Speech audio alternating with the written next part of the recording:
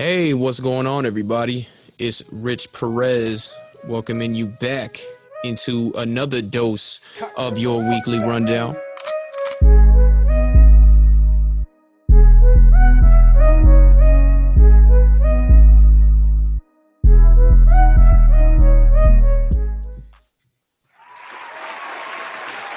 I like that. I like that. It's a little different, man. You can see us out here now. We doing big things, man. Of course, joined in with me, my guy from the U. He's not at the U though. Kayson Davis, how you doing, Kay?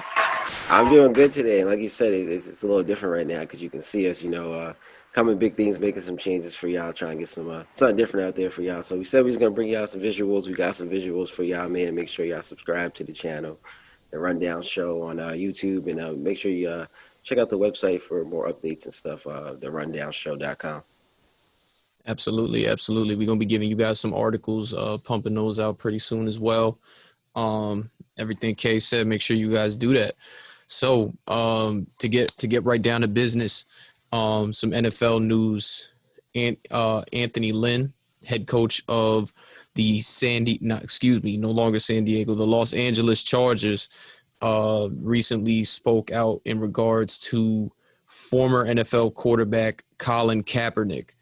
Um, Lynn went on to say that the Chargers are happy with the three quarterbacks that they currently have on the roster, but Kaepernick fits the style of play that they like at quarterback. And rumors are starting to swirl now that it's possible that this summer that he could be brought in for a workout.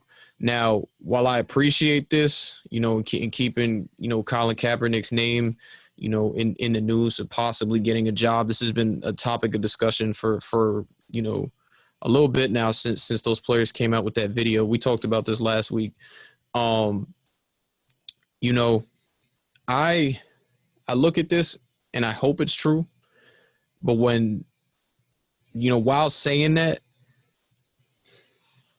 I can't see it. I think it's more of just talking. I don't see them actually bringing him in. And even if they were to bring him in, how realistic is it that the Los Angeles Chargers sign Colin Kaepernick? Before I even turn that over to you, it's something that would make sense.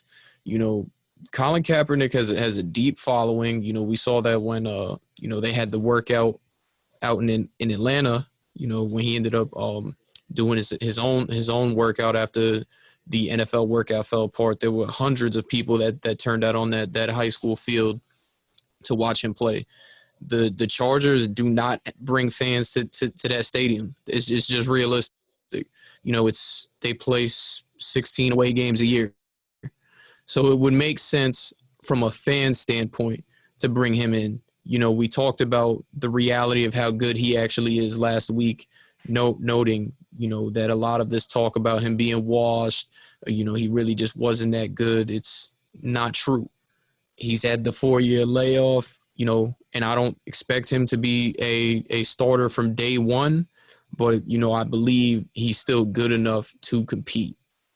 So with Yeah, that being said, yeah, definitely. I definitely agree with you, and I kind of have the same issue with it, kind of what you do. Like, is it all talk? Because with everything that's going on right now, Colin Kaepernick has been out there for, like you said, 4 years. So what makes them kind of want to bring him in now? And also with three quarterbacks already on their roster, it's kind of hard to look at this and not think this is kind of like maybe them trying to capitalize on the moment with just everything that's going on with the cap, and then with the Black Lives movement, and then Black Lives Matter movement, sorry, and then people just looking at Kaepernick in a different light now. So it's kind of like if this didn't happen, would they really be looking at Kaepernick right now? Like you said, they can capitalize with his following and stuff, but it might just be them trying to capitalize on what's going on. Now, as we talked about him before, a lot of people feel like he might have been blackballed, and with everything's going on, it seems like that maybe blackball thing may have been lifted off to him. So it's kind of like you guys kind of have three quarterbacks already, and he's kind of been out there. So it's like, to me, I'm kind of iffy on it. Like you said, it's good for them to keep his name out there and have people interested, but I would have to see it done and just to know that it's not all talk and I'm just trying to capitalize on the moment. I'm with you. I'm on the same page, and not. I'm gonna be honest with you. I don't even know who the third quarterback on their roster is. I know they have Tyrod Taylor, who they've been high on since last year. He almost had an opportunity, well, a couple opportunities to start for them over. Excuse me, why am I forgetting my man's name right now? Philip Um, Rivers. Philip Rivers. Yes, he had an opportunity to start over Philip Rivers because Philip Rivers was not playing that well. Um, but the Chargers as an organization, Anthony Lynn, along with that organization, has spoke very highly of Tyrod. The expectation is he's the day one guy, and then not only that, you draft a quarterback with a top six pick. Um, so with those things Justin Herbert. So with those things being said, I'm just a realistic person. I just don't think that they're going to bring Colin Kaepernick in to be a third string quarterback. Yeah, I'm with you. And then I think they do bring him in. Like I said, it might be some capitalize on the moment, on the movement that's going on, and them trying to take advantage of everything, like getting fans in there, like you said. Just like I said, taking advantage of the moment. And I don't really agree with that. I think if they really want him, then go get him, but don't try to capitalize on the moment and kind of look at him now in the light when they wasn't looking at him like that before. Yeah, absolutely. And I mean, there's a bunch of teams that could use him on their roster. I advocate for him being back in the NFL. I've been advocating for him being back in the NFL since he was originally blackballed after the 2016 season. I'm sure you do as well, knowing you. And it's a wait and see approach. So I just kind of question exactly what was the point of the Chargers going out to do that. Not to discredit them. I just can't see them, ultimately bringing him in with all these factors already present. Yeah, same. I agree. I agree with everything you just said, and it's gonna be a wait and see moment. Maybe they see something in him, like you said, he could be a good fit. But like I said, with everything that's going on, and then people looking at him in a different light now and seeing really what he was standing for, I think it could be like trying to capitalize on a moment. Like we said, we don't know what they're doing and how genuine it is, but I'm gonna have to wait and see on my side over here. Yeah, I completely agree with you, man. And with that being said, you know, we've been covering it for weeks. We're getting closer and closer each week. The NBA return to play. Everything's pretty much set in motion when it comes to the bubble city. We're still getting details out, but with that being said, I'm giving you the floor. Okay, go ahead. Yeah, definitely. Actually, to start off, I don't know. Did we talk on here last week about the ring that they're talking about having that can I think they said detect if you're gonna have the virus earlier than expected. We didn't talk about that. Yeah, so that's a rumor that's going around. I think some pictures actually been leaked on it. So essentially, they have a ring that I think they said it's not going to track players' whereabouts, and the players are kind of free to do what they want. But the ring is supposedly be able to track if you get the virus before you kind of get the virus, which is kind of weird to think about, I guess. Yeah, I think it's kind of like there's even like a setting on the iPhones now where they share information through Bluetooth, not personal information, but like information, as far as like whether or not you might have come into somebody who's been in contact with somebody who's had COVID or dealt with it before. So I think these rings are kind of along the lines of that. They're also definitely a precaution for these. They're using them for multiple purposes, as like room keys. I believe like even to get into the gyms over there and stuff like that. And then the tracking, it's a tracking device. So it's a way of making sure that these guys stay on campus while all of this is going on. Yeah, yeah, definitely. But I'll get into some of the other stuff that I had seen on here. Keith Smith from I believe he works at Yahoo.com. Excuse me if I'm wrong about that, but it says Yahoo.com in his bio. He was on here talking, just going into more details about I think it was in that what they say 150-page paper that it came out to the players about just the whole bubble city and what's going on. Some of the stuff we didn't talk about that's on here. They said teams will be able to bring in outside entertainment will be brought in by Disney. He said there should be DJs and bands and comedians to be able to come in. They also talked about players. I'm just gonna sum up all the tweets real fast, so we have to go through them because he has a long thread if you guys want to go check it out. But they said play there also be a Disney who also runs Marvel will be showing movies like the Marvel's Black Widow movies that haven't been out yet and stuff like that. They're gonna have movie entertainment for players and their family when they're able to come in. Also, they're gonna have personal chefs prepared by Disney, but the teams and players can bring their own private chefs if they need to. They said outside food orders will be very limited. Uh, they also told us about the courts. So the HP Fieldhouse will be the primary court where most games will be played. Then they have another court called the Arena, which would be the secondary court plus practice court. Then you have a Visa Center, which would technically be the third court plus the practice center. They said maybe only.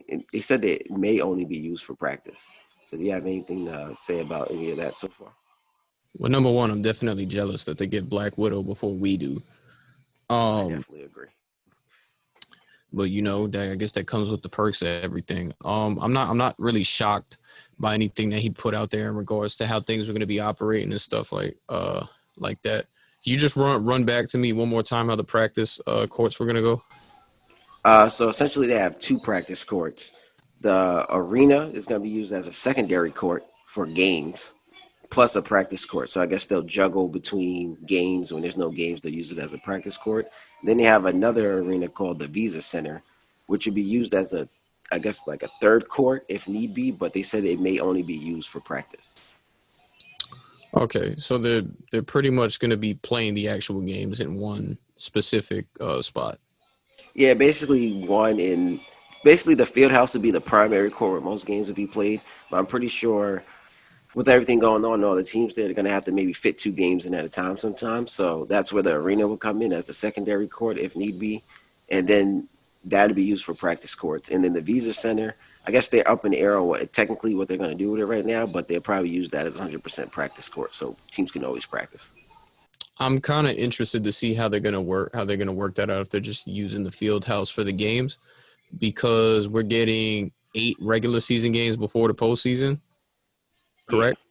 So those like I would think that those would be put on the air like back to back to back. No, so like exactly how are we gonna work out that schedule with these 22 teams that are in there, and then also the playoffs when the playoffs start, and you're gonna have those games going on as well because at certain points, well they haven't been specific about the playoff schedule, but me be watching the NBA for as long as I have, and anybody who knows the NBA well enough that's listening or watching the podcast now knows, there's certain points during the playoffs, especially early on, where there are 2 playoff games going on at the same time. So they've been kind of vague about how that's going to work out. So I'm kind of interested to see how that's going to go. yeah, definitely. Same. It's interesting to me. Like you said, we're gonna have 8 playoff games, and usually during the season, everyone plays their games around the same time, depending Central Time or Eastern Standard Time. But most games happen around the same time, kind of at night, like the 7 o'clock ish time. I'm gonna wonder how they're gonna fit all those games in. Like, do they start games at 5 o'clock? Maybe they start games at 4 o'clock, and they have them back to back to back. So even before the playoff, I think they kind of have to work out that schedule. No, I completely agree with you, and I'm still kind of waiting on that news to come out. Also, like the interesting thing that I heard today, not to get ahead because we're going to talk about this later. There's no plan B. We thought like Vegas might be a plan B. It's Disney or it's nothing. Yeah. We'll get into that later. But to get back into some of these tweets here, they said that Disney will have trained security to make sure that they said it will not report on players' movements, but they're training the security to because NBA players are high profile players, so they're basically just training their security to make sure that they're safe no matter where they go throughout the campus. Uh, Also, along the lines, they said that the security will not stop players from interacting with each other. They said that that decision will be solely based on the NBA and what the NBA wants to do about players interacting with each other. Uh, Also, according to he said, of course, another report that he has here is that that baseball, the MLS said that they will allow NBA players to visit their games if they want, Me and soccer. Oh, sorry. Yeah, soccer. Sorry about that. The MLS will allow NBA players to visit their game if they want, and that they're leaving it up to the NBA to decide if the NBA play if the MLS players can visit the NBA games. Yeah, I mean, any type of way to get these guys to get some entertainment. Like in a way, it's a staycation, sort of, because they're there to work and everything. But these guys are gonna still get the chance to interact with each other, going to pools, all the stuff we talked about last week, whether it's pools or ping pong. But they're doing the social distancing thing over there, so no double teams. um Different stuff like that. So to be able to watch a soccer game, I know there's a lot of NBA fans that are avid soccer fans as well. So just ways to keep these guys' minds going, keep them from getting too bored and things like that. It makes sense. Yeah, I think that definitely helps the MLS to trying to build their fan base to have NBA players there.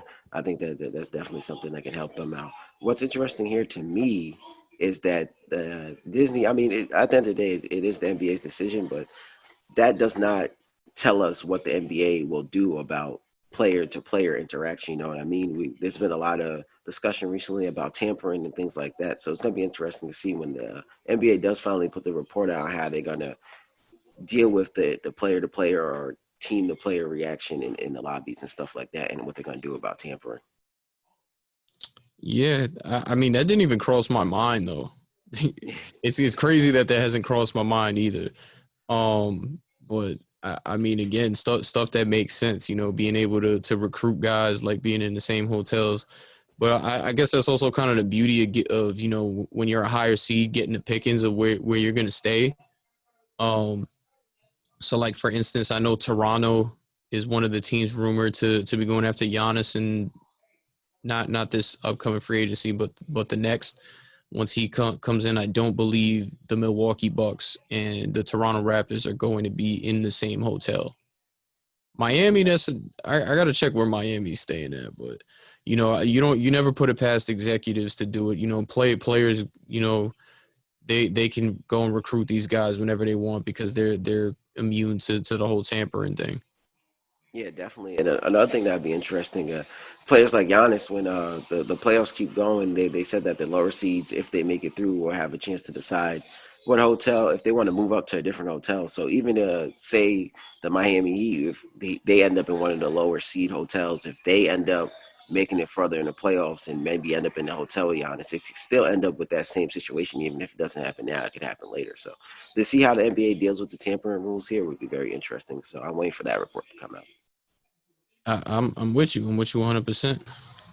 Yeah, to sum up the last couple things here, they basically just put out an ending statement, basically just summing up the time that Barack Obama was there and about how happy they are to have both the NBA and MLS to stay with them, and then just the security that they had for Barack Obama back when he came there in 2012, and how they're going to use some of those same rules and techniques that they used there to keep these players safe, and just pretty much more thanking the NBA and MLS for trusting them to come there. Yeah, and I know a Disney employee had mentioned in regards to when Barack Obama, former president of the United States, Barack Obama, uh, was actually over there, that they went through restrictions that like were unheard of at the time, and basically what these NBA players and these organizations that are going over there are going to be dealing with is along those lines. So they're taking this as seriously as possible, as they should. And it's gonna be interesting to watch. Yeah, but in a time like this, I think that's something they definitely need to do. And also, if they can, I think actually to bring it up at the end of their statement, they said they hope this will help them build a better relationship with the NBA and MLS. To hopefully that they'll come back there for maybe a play-in tournament or something like that later on down the line. So this is definitely good for them to get out there and show that if they can get them to come back here, that they definitely can keep them safe. So this could be like a them putting on a little show for them to show that hey, you guys should definitely come back. Yeah, absolutely. Yeah, definitely. I mean, I'm not sure what you wanted to get into next. Did you want to? I guess going from there, we might as well talk about if they might even make it down there because there's been a lot of stuff going on with the COVID down there in Florida. Well, let's wait to get to that because there was a bunch of interesting stuff that that came out this week. Number one, I don't know if you guys remember a couple years. You guys remember the D'Angelo Russell Lakers saga back in the day? I'm pretty sure they did. It's a very unique Well, situation. yeah. Well, according to Sam Amick, who is a senior writer, NBA writer for The Athletic, the NBA will create an anonymous hotline to report potential violations of protocols in Orlando. Do you expect people or players, anybody in these organizations to anonymously call in and let Uh, them players are not abiding by the rules? I I'm can calling this the D'Angelo Russell rule, by the way. definitely. I can't see a player doing it because if a player does it, they're definitely gonna, whichever team it is definitely going to try to break down who the mole might be. So I'm pretty sure players, even if they want to, they're probably going to have to sit this one out. Now, I don't know if a player might tell a team manager, like, hey, you might want to tell this, say this on the hotline, so it's not too hot for the players. But I don't think the players definitely going to have to sit this one out. It's just going to be too hot in their little bubble. Hear me out. This I've got a theory now. Hear me out. This could get interesting. Say a high profile player is not following the protocols set for the bubble city, like a James Harden, for instance, because there are rumors going around about James Harden's lifestyle off the court, and possibly why his play in certain cities isn't exactly up to standards. So now playoff time comes around. Could certain teams use this anonymous hotline to kind of swing things in their favor? If we're looking at it that way, where other teams are telling on other players that's not on their team, maybe definitely. I mean, if you're in a playoff series against Giannis and you just see him out where he might miss the series, I could see maybe teams try to pull it. But I think that's gonna be another situation where whoever tells they're gonna try to find who the mole is, and it's gonna bring some problems. It's gonna be interesting to see what the NBA does about it because if a team comes complaining like, hey, the Heat were playing the Heat and they decided to tell on Giannis because we're playing them in a series. Not that they really care what he was doing. So that'd be interesting to see how kind of the NBA plays it. Do they think that's kind of like cheating? Because like they're technically trying to get an advantage, but he technically broke the rules. So who's kind of right here? You know what I mean? Yeah, absolutely. So it's going to be interesting to see how the NBA plays that going forward because they also have to be able to protect their brand and make sure that their product looks as good as possible. So do they want to compromise themselves with some tough sanctions or disciplinary actions on certain players for not abiding by the rules? Um, or do they kind of give them a slap on the wrist as like a warning, like, hey, don't do this again. We heard what you did. I think the first time maybe definitely a warning, depending. But this is kind of a unique situation where we kind of don't know because that one time could be the one time that someone brings the virus in. So they might not be able to be that lenient this time. So they might have to really like stick to the rules. But like I said, it's going to be up to them, and it's going to be interesting. And it's going to be interesting what team tries to get the advantage. And I know we've seen the Rockets complain about a lot, especially this year when we've seen them complain about the Spurs game that ended in like triple overtime, but because of a missed dunk that didn't count for Harden. So I know something like that happens for against the Rockets. Like say the Lakers telling the Rockets about Harden going out, they're definitely gonna try to campaign to get that taken out. So it's gonna be interesting. Yeah, and I'm sorry I had to use them as an example. It just the rumors are out there. So anyway, we talked about LaMarcus Aldridge missing the remainder of the year due to having surgery. So he's out for the Spurs. Big loss for the Spurs. Another name being reported that's going to be missing the remainder of the season is forward, for the Phoenix Suns, Kelly Oubre Jr., who is dealing with a knee issue and is expected to continue to rehab. Now the Suns are one of the teams that's trying to get in.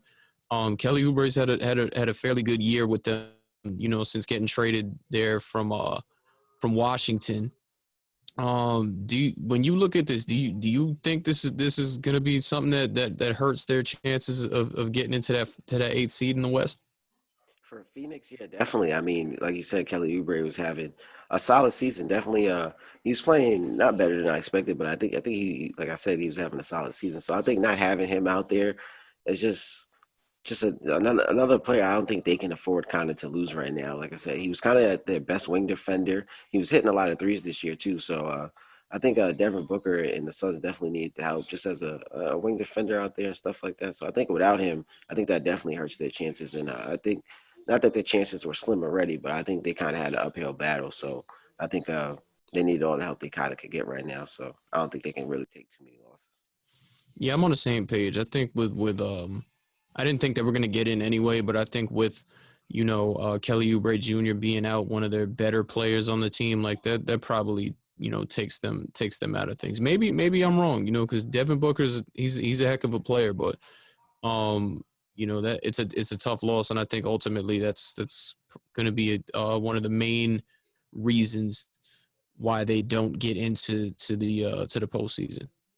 Yeah, like you said, you can Devin Booker's a heck of a player. I think when he dropped 72, so anything is possible, especially if they can get DeAndre Ayton on board. So, but I think, like you said, it's a big loss for them. Just like I said, on the wing and another player who's having a great year. Like I said, I don't think they're a team that can take too many losses, being a young team like that. Right. So, probably maybe the biggest news of the week.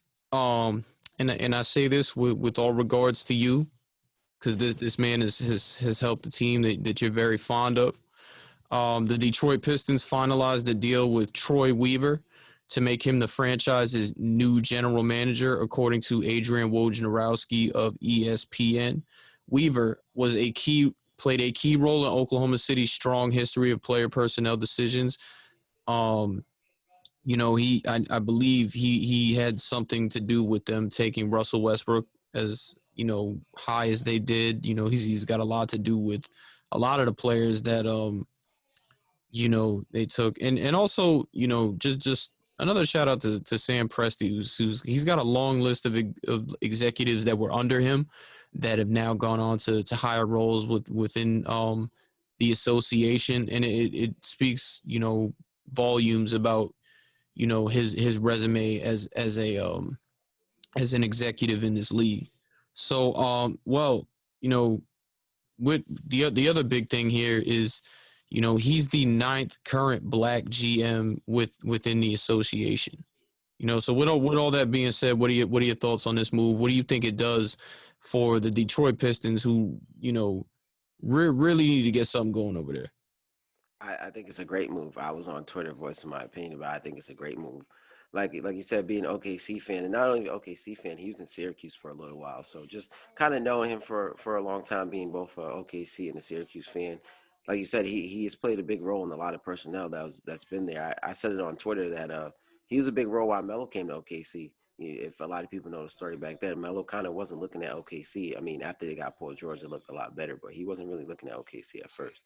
So he played a big role in getting Melo to come there, but not only getting Melo to come there, but he had built that relationship with Melo because he got Melo to go to Syracuse. So he's I think he was the AAU coach in DC at the time. I mean, before Syracuse. So he's an AAU coach at one point. So he's been around and he definitely knows the game. And like you said, he has something to do with Westbrook. Just a lot of other personnel that people may not know about. So I think it's well deserved, and I think Detroit definitely needed because it was time for a change over there. I kind of don't know what they were doing. They're kind of like in a weird situation with I guess they thought that the Blake Griffin situation would work out and bringing Derrick Rose in there and stuff. But I think they're kind of in a weird situation where it's like they have solid veteran players where it's like maybe you can make a push, but it's kind of like maybe it's time to blow it up, especially with them not making the playoffs this year. And then I think they randomly traded Andre Drummond at the deadline, which was like a random trade. I think Detroit Not is a random, better, not too random. yeah, not too randomly, but the trade in Cleveland was the random part. I think and they didn't get It was too much random back, because why would Cleveland do that? I don't think they got too much back from him. I Yeah, think that was the other piece. It was number one. What was the point of Cleveland doing it? And the other thing was they really didn't get a lot back. Yeah, definitely. So I think it's a well deserved. He's definitely he knows his stuff. So getting in there, I think it's gonna take some time. It may not be the first year, the second year, but I think he's probably gonna tear it down and start to rebuild. And it's kind of what Detroit needed. Yeah, well, it's funny you say that because I actually read something pretty interesting from Troy Weaver today. Is that he called it, not a rebuild but a restart. So when I hear him say something like that, I believe it's kind of on par with, ironically, the what the organization he just left did. When they got rid of their best players, and yet they're in the fifth seed in the West, with a bunch of, assets for the future, whether they choose to draft players to continue with, or use those assets as, trade bait to bring somebody else in. And aside from that, kind of sort of what the Clippers did, and trading their best guys, and still making excuse me, a playoff push, and then being able to sign big time free agents following it. Yeah, definitely. I think Detroit's a market that is starting to get back to where they were. I mean, the years with Isaiah Thomas, and then I think they made it to the conference finals 8 years with Chauncey Billups and them. So I think Detroit is definitely a good market, and they definitely deserve it. So I think him having as long as the owner and stuff lets him do what he does, he knows. Like I say, he knows the game. He's well connected with people. So he definitely can probably get some people to come there, and I'm sure people wouldn't mind being in Detroit. So as long as he has the full reign to do what he wants, it's definitely gonna be a turnaround over there. Yeah, that's kind of where I'm at with it too. I want to know how much power he's going to be able to have over there, because Stefanski is the president of basketball operations over there. So I want to know exactly, is he going to get the green light to draft who he wants to draft, or is he just going to have some input on things, and ultimately Kevin Stefanski is a son, but Stefanski will just do whatever he feels is necessary, while getting some input from Troy Weaver. Yeah, I think if they're gonna do that, then it kind of. I mean, I think it kind of negates the point of bringing him in. I think if you're gonna bring him in, you should bring him in for his track record of knowing talent and stuff like that. So I think with the track record he has, he should really be on board to make the final decision. So if you're not gonna kind of have him in there for that role, I think it kind of defeats the point of kind of bringing him in. I mean, it's good to have his voice and opinion on things, but I think him kind of getting the final say should really be what's going on over there. No, I agree. With that being said, I got some dates here. Um, the NBA draft will take place on October 16th, with early entry deadline August 17th. Free agency will open up on the 18th of October, with moratorium periods on deals from the 19th to the 23rd. Early entry withdrawal dates October 6th, 10 days prior to the draft. That's very interesting. And free agency negotiations will start at 6 p.m. on October 18th. I think all that is to me, I kind of gotta wait and see because we don't really know how everything's gonna turn out. I mean, it's good that they set the certain dates down there, and we kind of, especially for the draft, because we kind of didn't know what was gonna go on with the draft. So it's good that we got a date for that, and kind of to get players to be able to get in there and work out. But I think we kind of gotta get the season back first and get the season started and kind of get that out the way, and then see how everything kind of plays out. But it's good that I think that they set dates and there's dates and stuff there. But I think it's still kind of a wait and see approach for me. Yeah, I don't really have too much to say on this. I'm on board with everything that you said there. According to Shams Charania of The Athletic, Joakim Noah and the Clippers, plan on getting a deal done that will keep him with them for the rest of the season. This is just interesting to me because Joakim Noah never played a game for them. Like we talked highly of what he could bring to that team when they made that signing. Obviously, this is pre COVID, but like the fact that he gets it, I don't know. Does that seem a little desperate of the Clippers to do that? Just the fact that he gets that type of deal done with them without even showing them what he could do, or maybe do they just feel they seen what they saw when they worked him out, and they just feel confident? I think it's a little bit of both. They kind of probably seen what they saw when they worked them out, and I'm pretty sure being in the Eastern Conference all those years, Doc Rivers kind of knows who Joakim Noah is and kind of what he can bring to the table. They're not asking him for too much, so it's not too much of a stretch to kind of just sign him for the rest of the year because you kind of just bring them in to fit in with what's going on. Now, if you kind of bring him in to be your starting center or maybe your definitive backup center, then I may question it a little bit, but. I, they probably just like how he fits with the team and stuff like that. So I think it's not too much of a risk, especially like I said, because Doc Rivers knows the guy and knows probably what he's going to bring to the table. So I think like it's weird because he never played the game with them, but they probably searched the market too and figured that there's probably no one else out there they're going to sign. I think them in their head, another thing that they're thinking about is they kind of playing with house money. They don't necessarily need him, but I think that it'll be good for maybe the locker room and just where he can get in and fit in. So I think they're looking at it as it's a win-win. If it doesn't work out, we didn't necessarily need him. You know what I mean? Yeah, and I mean, what's the thing we said about the Clippers all year? They got a bunch of dogs on that team. They're just adding another one in Joakim Noah. I think a lot of people forgot about the level of player, the level of intensity, anyway, that Joakim Noah brings when he's on the court. You know, specifically because we didn't get a chance to really see that during his tenure with the New York Knicks. He dealt with some shoulder issues after signing the deal over there. He played pretty well, you know, when he was down in Memphis. But you know, you remember him from those Chicago days, and you know what he brought every time he was on that floor. I think that's probably what the Los Angeles Clippers are banking on, and more than likely they just want to have a big. I don't know if he'll be able to match, you know, the footwork and the speed of Anthony Davis, but to be able to have a big man on Anthony, you know, that size on Anthony Davis, you know, that, you know, Montrezl Harrell can defend Anthony Davis fairly well. But, you know, to be able to have somebody that can match that size that Anthony Davis and even a Dwight Howard can bring is something that I think is going to prove very valuable for the Los Angeles Clippers. Definitely. And you know what you get at Joakim Noah. He's never gonna cheat you with effort. So if anything, it's like you said, it's another body to throw at Anthony Davis is someone that's gonna make it physical for him. And so that's just gonna make it tough for him. Like we said, Anthony Davis doesn't have that much playoff experience. So if you get a veteran on him like that, that's gonna make it real tough and put a body on him, not let him be too sweet in the lane doing all that stuff. Definitely gonna hit him if he needs to, not hurt him, but hit him, put a body on him like that. So I think, like you said, it's a win-win for them. Yeah.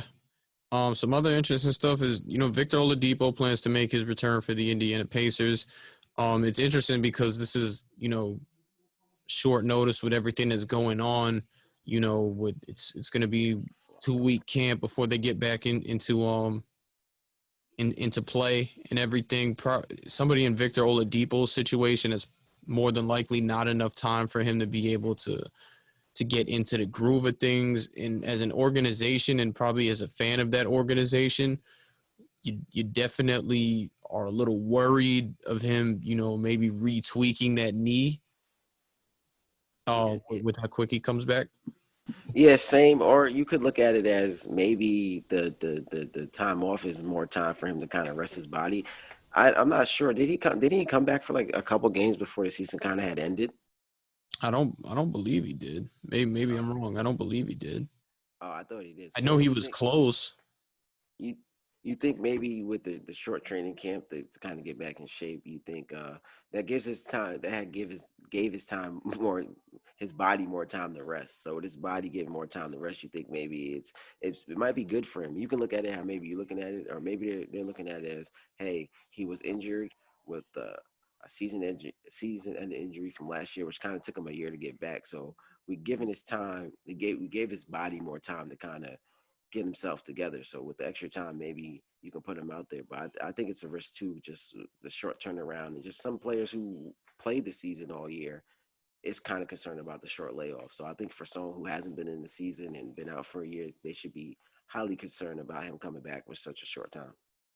Yeah, no, I completely agree with you, and I've definitely like kind of pushed back on your thinking of it a little bit in the past in regards to guys like Russ and everything, with, you know, them maybe coming back too quickly with what they deal with and everything, and, you know, putting them in the stratosphere of possibly getting injuries. But as far when it comes to Victor Oladipo, the fact that he sat out so long, hasn't really had a chance to go through full basketball activities.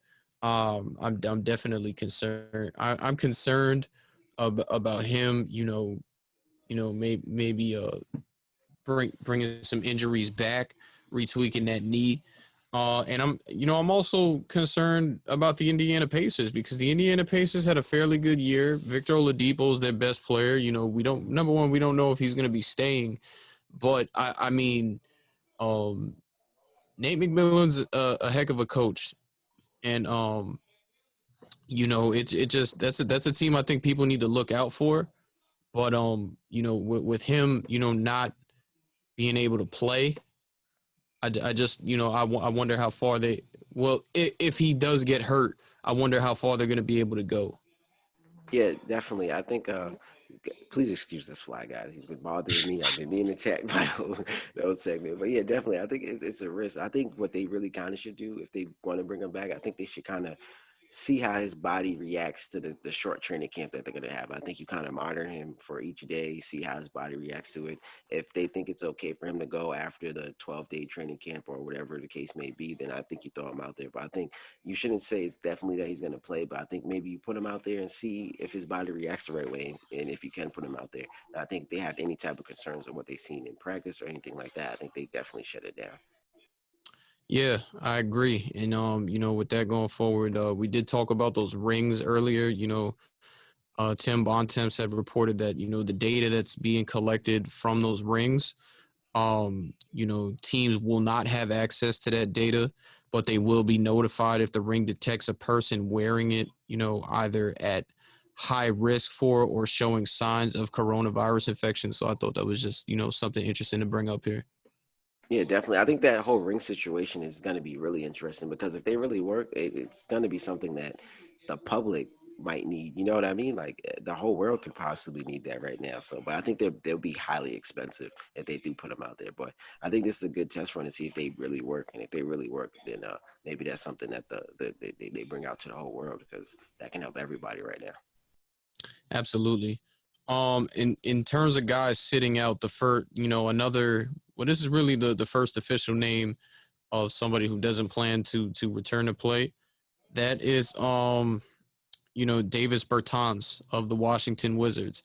He has decided to sit out. I didn't realize that he's actually entering free agency. Or he's another guy that had a very productive year this year for the Washington Wizards. I wonder what his market's going to look like. He's a guy that's dealt with 2 ACL injuries. Um, so he averaged 16 points per game on 42% from three. They said he's still going to participate in the training with the team, but as far as actually playing the games, he has no plans of doing that.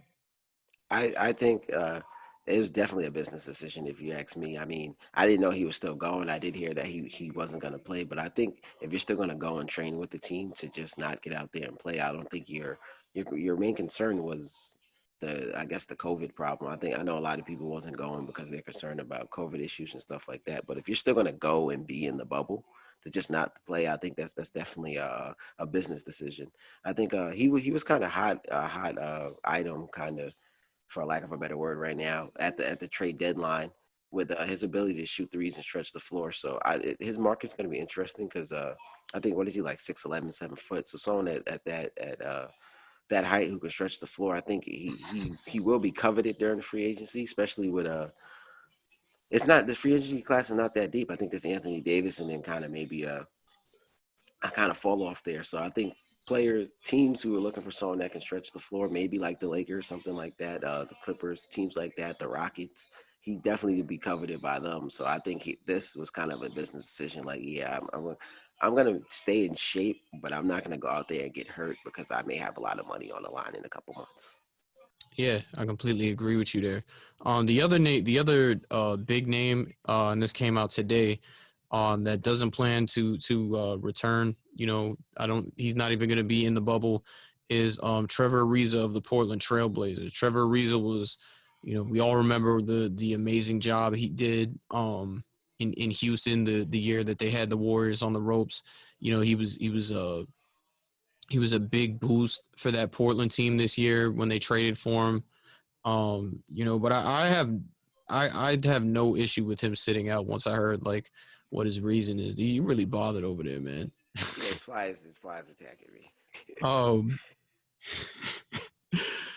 anyway, yeah, so he's going through a custody battle, you know, with his son, his 12-year-old son's mother, you know, and basically um you know, she has a court granted, you know, a court ordered a court order of 1 month visitation period during the league's quarantine of teams in Orlando left, you know, for a reason. So he just feels like it's more important that he spends time with his son than go out and play. More power to him. I have no problem with that at all. I completely understand it. Same. I don't think anyone can really argue with that, especially like you said, when you get the facts about what's really going on out there. I mean, also another thing on top of that, I think he's considering is that the Blazers like they have a chance to make the playoffs and they're fighting for a playoff spot, but the likelihood that they make a long run or a championship run is kind of not high. So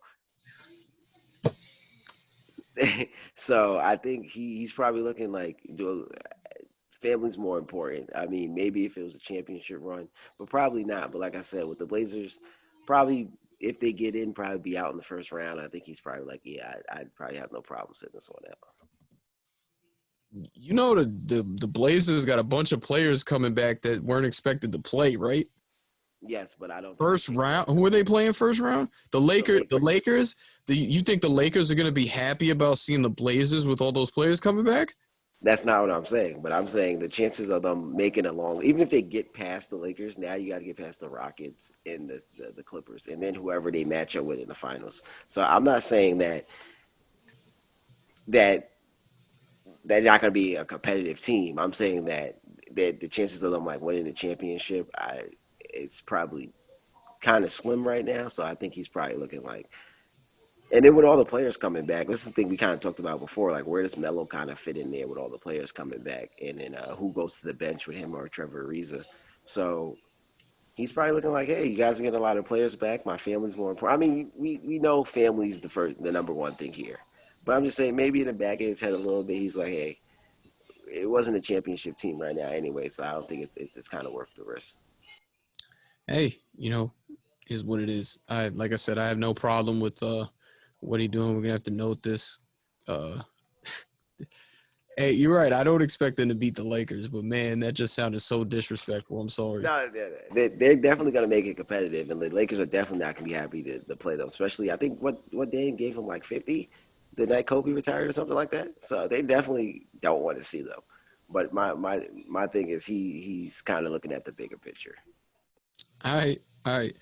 The other news that came out today, as far as teams coming back in the bubble city, Corey Brewer plans to sign a deal with the Sacramento Kings during the transaction window that was put in place. This is it's not a big move. It's a good move. Corey Brewer can play pretty well. You know, he was a nice boost for that OKC team 2 years ago. It was the year we lost to the Jazz, and I'm gonna say Donovan Mitchell lit him up in the playoffs, but that's another In the story. playoffs. I'm just talking about during the regular season when they picked him up after Robert Robertson got hurt. Yes, yes.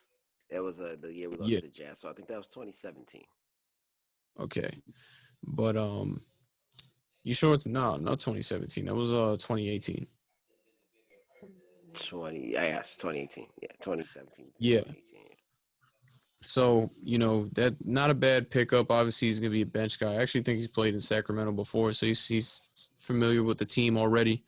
And with that being said, man, what we had to get to um you know, the number of positive COVID-19 cases in Florida is going up and it's continuing to skyrocket day by day. You know, we kind of got into it a little earlier. The NBA has no backup plan. It is Orlando or it's nothing. I know a lot of players are really worried about this right now. You know, I with everything going on, do you think that it's possible that we don't get an NBA season because players are just going to be too worried about their health with what's going on in Florida? I think it's possible, and I think we'll probably get the answer in a couple of days. And I say that because I think the deadline for players to decide if they're gonna go or not go, I think it's the 24th or maybe the 23rd. So I think if the NBA gets a long list of players who won't go, I think that definitely is gonna cancel the season. So that would be the first mark of kind of how we're gonna gauge how it's gonna go. Because if a lot of players are backing out, then the NBA is definitely gonna have to think twice. Okay, people are really concerned about this. The second thing is we have to see how things develop more, but I think the NBA in the back of their head is I think if they really believe the plan that they have in place, then I think they'll still go for it. I think if they, like I said, they believe the plan that they really have in place, I think they believe that they can keep people safe with the tracking device that we kind of just talked about earlier with the ring around your finger. I think that with the ability to be able to test people, the ability to kind of keep people in that bubble, I think that if they believe that plan is really a solid plan and you kind of can't can't can't go wrong with the plan, I think they might have to lock up a couple things a little more, like definitely tell players like you can't leave. But I think if they believe in their plan, they definitely still go through with it. But I think the first gauge or how it's going to go is if how many people withdraw within the next couple of days. Yeah, and I mean, I still got a ton of confidence that they'll be able to get this done. Don't get me wrong. I'm actually fully expecting for like a player or two to test positive for COVID-19 within the bubble. And I know Adam Silver has laid out a pretty nice plan as to what they would do in the event that that happens. But I just believe that we saw Patrick Beverly say it. LeBron says he wants to hoop, then we all hoop. I think when you got a guy like LeBron, and it came out that other players, high profile players, were all on a conference call together, talking about wanting to resume play at the. It seems like all these high profile players on these championship contenders want to get this done. So at the end of the day, whether it's certain players, voicing their opinion on why they possibly shouldn't start for social justice issues, which we all agree with, or the fact that Florida, it's looking really bad with the COVID-19 cases. I think where there's a will, there's a way, and because of that, at the end of the day, we'll still get that NBA season that a lot of us have been craving for. Yeah, like you said, if a lot of top players want to come and play, then it'll probably happen. I think that the problem is no one expected Florida's kind of the spike and how they've been in the last couple of days. So I think this kind of may worry some people, but I think I think the top players who are kind of leading the way, because a lot of people look to LeBron for like advice because he's always speaking up on social issues. I think they're kind of leading the way, saying like yes, maybe we maybe I think they're leading the way, saying like, yes, this plan is definitely going to work. I don't think they're going to put the players in any situation where like they wouldn't believe that the plan is going to work. And also, I think they're looking like we kind of can't lose. Oh God, this fly again. Okay, we kind of can't lose the money that's kind of at stake. So there's a lot of things on the line other than just.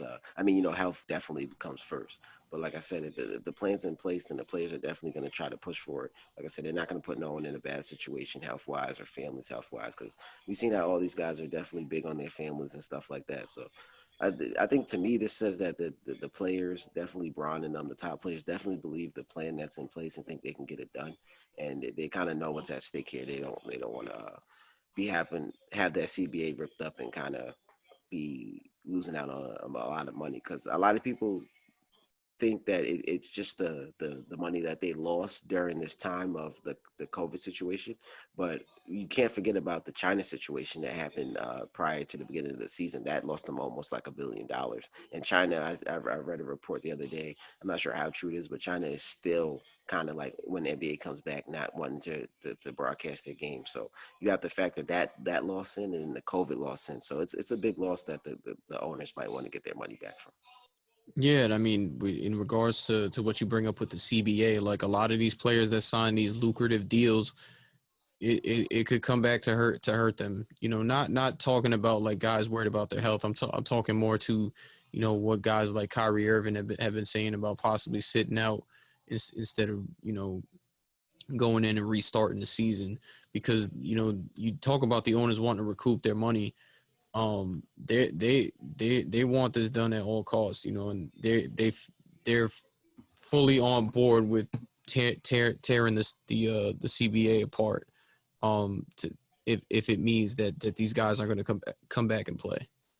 Yeah, I think that for the owners, it kind of benefits them. Like I said, they're not just losing out on this COVID money and stuff like that. They're in the TV deals, kind of. They're losing out on that China money, and for people who know, China brings in a lot of money for the NBA. So, like I said, they lost almost $1 billion already. So that's kind of a loss that they took before this COVID thing even happened. So I'm pretty sure they have no problem ripping up the CBA and kind of going back to the drawing board, because that China deal, we don't know what's going to happen with it. Maybe in a year or so, they kind of ease up and kind of forgive. I don't even, I wouldn't say forgive, but they kind of let the situation go and kind of they make amends with each other, and they get the China back on board. But who knows what's going to happen with that? Who really knows what's going to happen with the end of the season? We know there's a plan in place, but we can get there and things can change. Florida can change in the next couple of days with cases still spiking. We could get the end of this season, but not get the beginning of the next season. So there's still a lot of unknown. So I think the owners kind of in this situation want to protect themselves. So they have, like I said, they have no problem trying to rip up the CBA deal. Yeah, absolutely. It's something to watch. And this is the week that you mentioned it earlier about finding out within the next couple of days of how things are going to go down. This is the week I feel like that we'll know everything that we need to know by the end of this week. Obviously, there's going to still be some acquisitions that go down in the following weeks until that deadline is made. But as far as major news goes, in regards to the return to play, I 100% feel like this is the week that we'll know exactly what we need to know. Yeah, definitely. I think even after this week, it may be a week or another week or so, just depending on. So we don't know how Florida's gonna go. Like I said, maybe if they're that confident in their bubble situation, but even I think if Florida keeps spiking, kind of had it on the trajectory that they're going right now, I think they might have a little concern. But I think that they 100% believe in their bubble plan. So I think that's kind of something they're not worried about right now. But you're right. I think that and maybe a couple days after that, see how Florida goes. They're gonna monitor that a little bit. But this week and next week is definitely the week. Yeah.